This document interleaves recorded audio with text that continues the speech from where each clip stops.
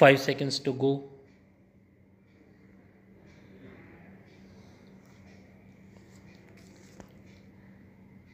Start. People used to visit the premises taken on rent by accused number 1.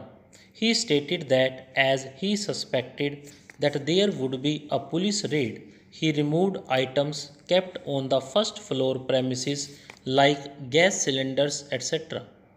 Even the statement of accused number 1 relied upon in the counter gives the same facts. Thus, the material on record, including the so-called discovery statement of the appellant and co-accused, shows that the premises on the first floor of the building Ahmad Palace were let out to accused number 1, who agreed to pay rent of rupees 16,000 per month and gave an advance of rupees 32,000 towards rent for 2 months. We may note here that, assuming that the appellant knew that co-accused Athar Parvez was associated with PFI, it is not listed as a terrorist organization within the meaning of Section 2M of UPA. Moreover, the charge sheet does not contain any material to show any connection of the appellant with PFI before letting out first floor premises to accused number 1.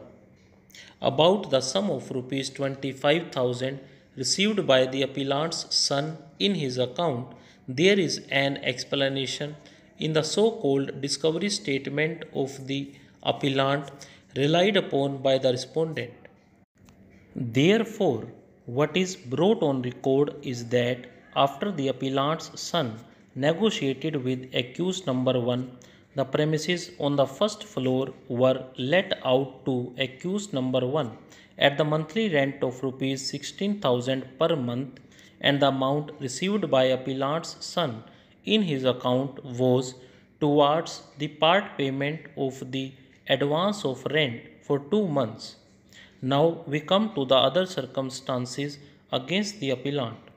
In paragraph 15.5 of the charge sheet, it is alleged that the appellant shifted certain items from the first floor before the raid was conducted on 11 July 2022. In the discovery statement of the appellant relied upon by the respondent in its counter, the appellant stated that he had kept items like gas cylinders, etc. in the first floor premises which he removed. In the raid on the first floor premises on 11 July 2022, certain documents were recovered as stated in paragraph 17.1 of the charge sheet. No recovery has been shown from the appellant.